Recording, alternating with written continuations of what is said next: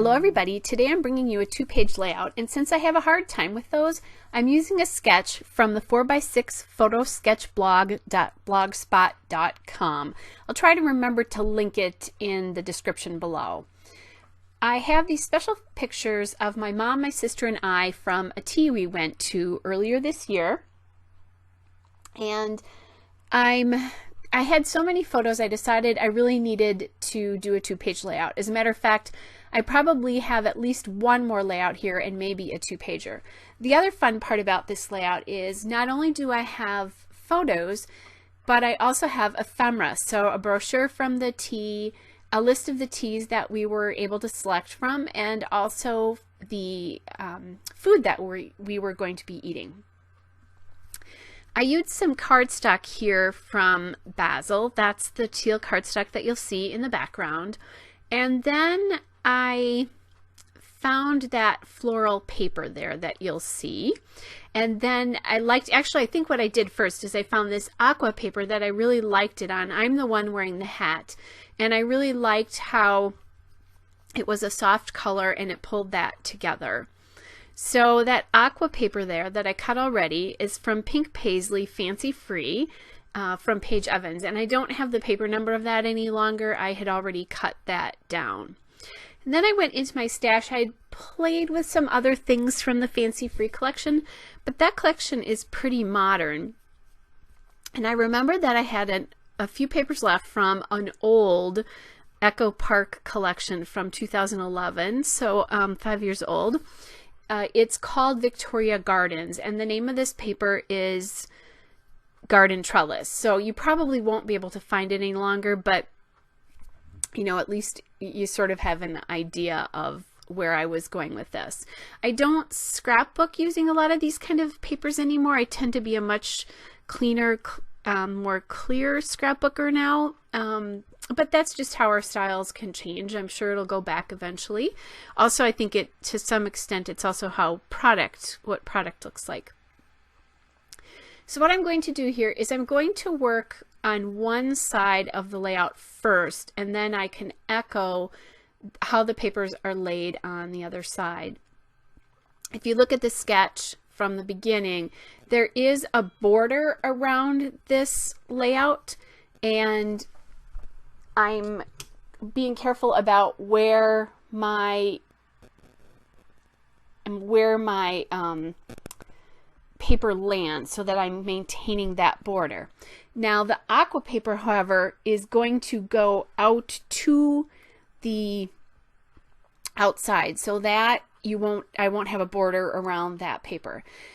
And of course, as I was putting the papers down, I realized that A, the edges of that aqua paper really needed to stand out a little bit more, and B, if I inked the edges of everything on this layout, even though I'm going to use many manufacturers, it will work together better because the ink will unite them. That's a trick that Shamel Lane has used forever, and it's not original to me. That's really where I got it from watching her videos there. Now, you're seeing my head there because I really want to make sure that this paper is as close to even as I can because I'm going across 2 pages. And I was using a regular ruler and I thought, well, that's silly. I have a centering ruler just to do things like this. So I went and grabbed that. And most of the time you won't see me use rulers. But in this particular case, I thought it was really important because of the fact that I'm going from side to side.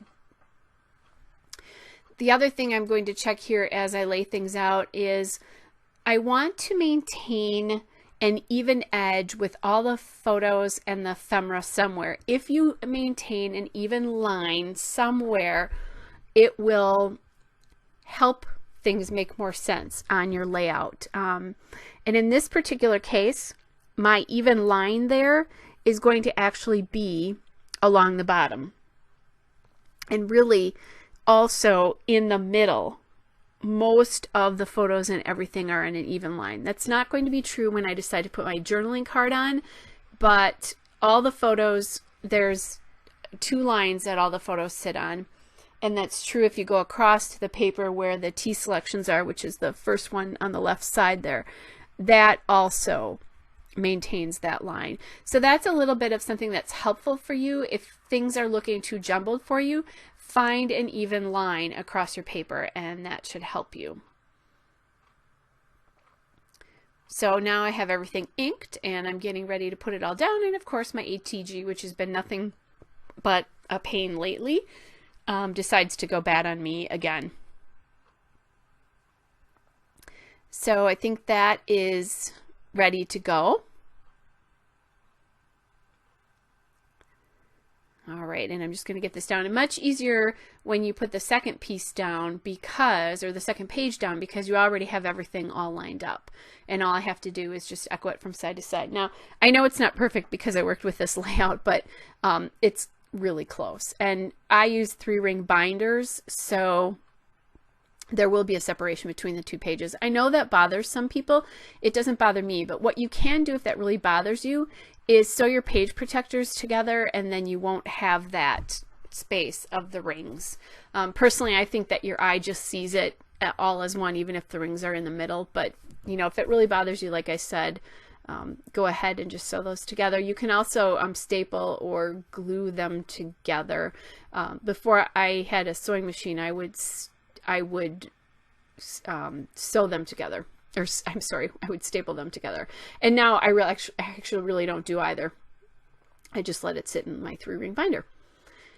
So I am going through, and what I did there is, because that was that ephemera piece there telling about where we were was a little bit taller than everything else, and I wanted the top line there to be all the same with those 3 pieces, with that little tea selection menu, that brochure of where we were, and then the picture to the right of the teacups.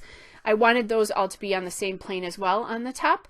So again, it's just uniting everything, bringing it together, helping your eye see things more as one. So this layout is more about the tea, the menu, those kinds of things. I'm going to have another layout, which I'll have some pictures of the house, and I have quite a few pictures there. I don't know if I'll end up with enough to do another 2-page layout, but one of the reasons I'm trying to do 2-page layouts is there was a discussion not that long ago on one of the message boards that people who do 2-page layouts just don't see any of us who are on YouTube or on design teams doing 2-pagers anymore. You know, part of it for me is it's really hard for me to do them. Honestly, I just find 1-page layouts a lot easier, and I also usually only take 1 picture per story. Even if I've taken many, I'll only use 1, and I'm okay with that because it just represents that piece to me. I don't feel like I need to scrapbook all of my photos. And what I do is after an event, I pull what I like, I print them, and then the rest of them just go into storage. And you know, they may never see the light of day again, but that's okay with me because I definitely have things represented in my books. So before I start embellishing anything here, I knew that the title was going to be probably one of the largest elements on this page. And I decided I really wanted to get that down before I did anything else. So I went to my aqua letter stickers, and I found this scripty alphabet from American Craft Stickers. It's called Rain Boots, and the color is aqua. I love this font. It's one of my favorite fonts, and I think you can get this maybe at Michael's, but I'm not positive about that, so don't quote me on it, but you may be able to do that.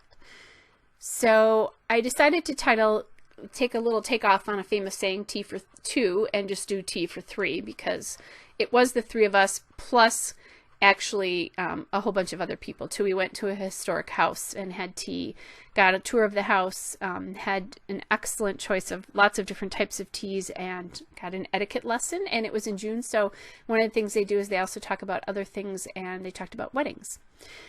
So I am trying to figure out how to place this on the page, and I'm very much aware that that F is going to hang down quite a bit, and how that lands, the H is high and the F is going to hang down. So I really need to be careful about how that's going to land.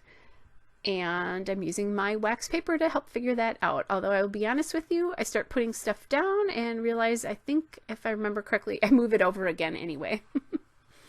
that happens sometimes, doesn't it? Fortunately, these foam glitter stickers, thickers are a little bit more forgiving. And see there, I just realized I really wanted that to go over a little bit more. I really wanted the 4 was sticking out too far. I really wanted it to be part of the title here. And so I'm getting that down.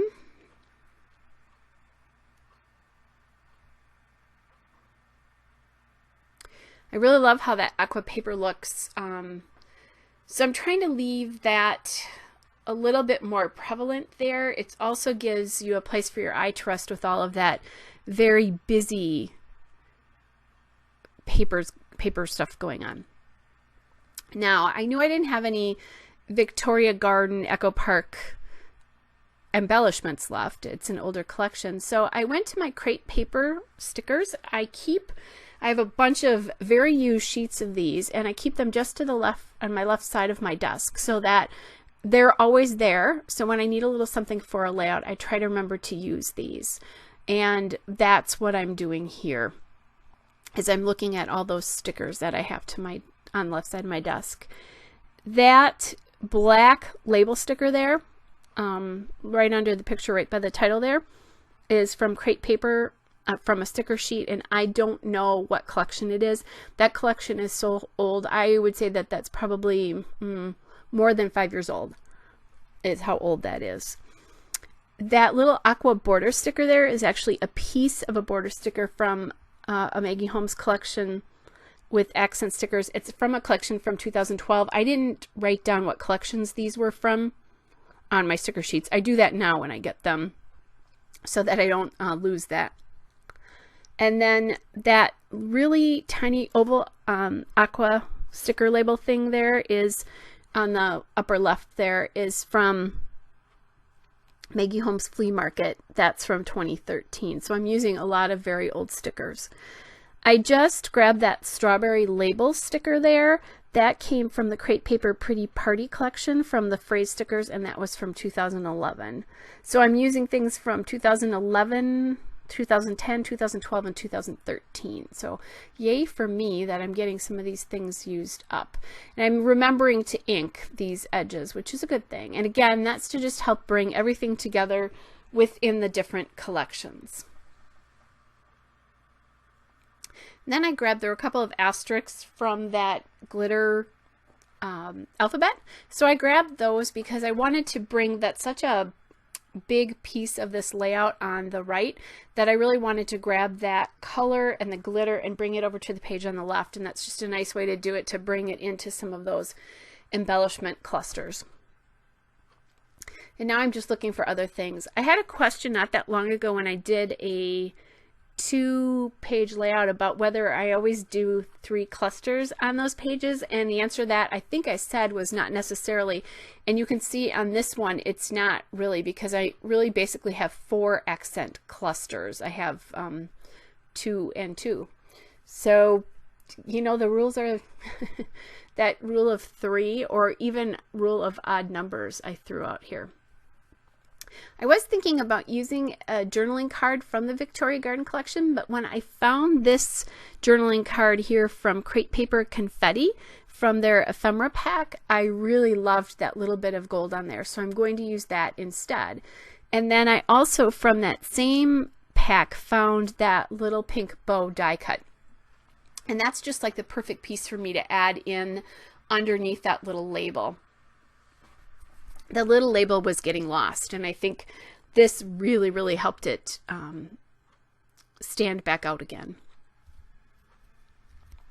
So now I'm just going through other collections here just to see, looking to see if I liked some other type of journaling card better. I think this is Craft Market, if I remember correctly. And I'm just playing around. I really liked these little postage stamps, but decided not to use it. I tried that aqua colored journaling card, but it got too lost on the background paper, so I'm not going to use that. I found that black bow, and that is from, you know, I wrote that it's from Confetti, but it also may be from It also may be from, I'm just trying to think, from Craft Market. So it's from one of the two, I don't remember. But I put that up on top of that label sticker. It needed a little bit something more over there. And then I grabbed some of these little hearts that I have. I punched out a bunch of them for my nephew's wedding album, and I just like to keep them around.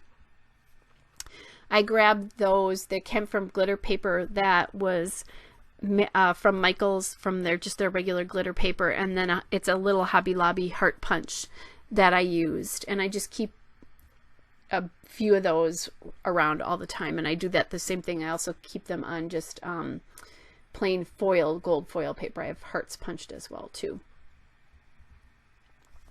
And I'll just scatter those around. I'm going to put 3 of those on the page, and it just helps work in the glitter from the journaling tag there as well. It gives your eye a little something else to look at.